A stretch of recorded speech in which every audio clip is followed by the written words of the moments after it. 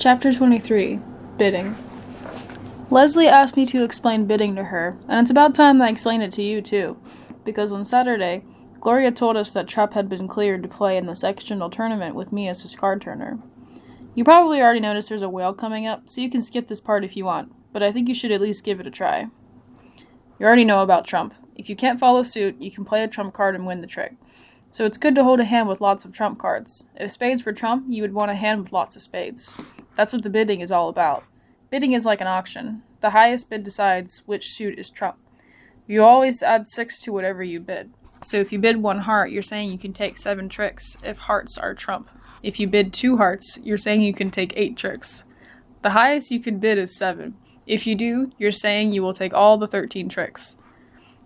The suits are ranked in the same order I always give them to trap. Spades is the highest ranked suit, then hearts, diamonds, and clubs. So let's say somebody bids 1 heart. Maybe the next player has lots of spades in his hand, so he might bid 1 spade. He only has to bid at the 1 level, because spades are ranked higher than hearts. But if instead he had lots of diamonds, he'd have to bid 2 diamonds, because diamonds are a lower ranked suit than hearts. The bidding proceeds clockwise around the table. A typical auction might go like this. North, 1 heart. I have a good hand in at least 5 hearts. East, 1 spade. Well, I've got a pretty hand too, with at least 5 spades. South, 2 hearts. I've got some hearts to go along with my partner's hearts. West, 3 clubs. To hell with all of you. I've got a boatload of clubs. North, pass. Even though I still like hearts, I don't want to bid at the 3 level. I'm not sure we can take 9 tricks. East, pass. South, 3 hearts. I'm willing to take a chance. West, pass. North, pass. East, pass. The bidding ends when there are 3 passes in a row. For simplicity's sake, that auction would be written like this. The final contract is 3 hearts. Hearts are trump, and if North has to take a total of 9 tricks, 3 plus 6, if he succeeds, his side will score some points. That's called making his contract. If he fails, the other side will score some points. That's called setting the contract. Since North was the first person to bid hearts, he plays the hand. He is known as the declarer.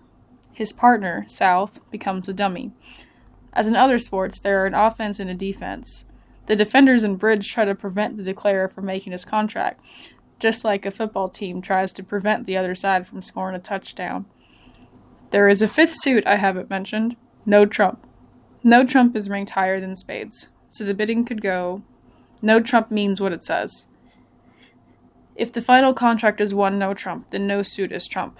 There are no wild cards. If you can't follow suit, all you can do is discard. There are 2 additional bids I haven't mentioned yet, double and redouble. In the bidding box, the double card is red with a large white X.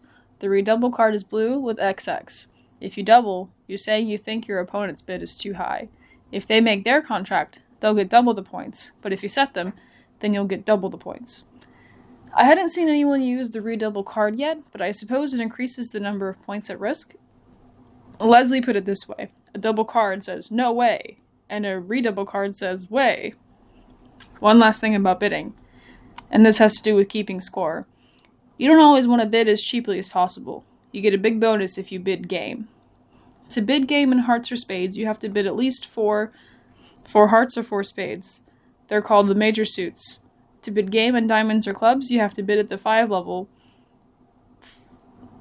5 spades or 5 diamonds. They're called the minor suits. You only need to bid 3 in T to be in game and no trump. That makes sense, since it is harder to win tricks when there are no wild cards. You get an even bigger bonus for bidding a slam. That means bidding at the 6th level regardless of the suit. You'll have to take 12 tricks to make your slam contract. A grand slam is when you bid 7. You have to take every single trick, but you get a huge bonus for it. It's not enough just to take every trick. You first have to bid it. You may wonder how anyone could bid a slam unless they were dealt practically every ace, king, and queen in the deck. But each bid you and your partner make gives you information about your hands. When Trap and Gloria bid, it's like they're talking in code, describing their hands to each other as they try to figure out what suit should be trump and how high they should bid. One time, they both bid spades, and then at some point in the auction, Trap surprised me by bidding 5 clubs. He had only 2 clubs in his hand. I didn't ask, "Are you sure?" I kept my facial expression I kept my face expressionless as I set the 5-spade bid on the table. Gloria then bid 6 spades. Trap never wanted clubs to be trump. His bid had somehow told her that he held the king of clubs, which was all she needed to hear to bid slam. She made her contract and scored 1,430 points for it. Every other pair who had played the same board also took 12 tricks, but most had only bid 4 spades, so they only scored 680 points. One pair didn't even bid the game. They stopped at 2 spades and scored 230 points for taking the same 12 tricks. The bidding determines which suit will be trump, which player will be declare, and which player will be dummy. After the bidding, there will be a final contract. You always add 6 to the number bid, so if the final contract is 4 hearts, it means that the declarer needs to take 10 tricks, and hearts are trump. If the final contract is 3 no trump, it means the declarer has to take 9 trips, and no suit is trump.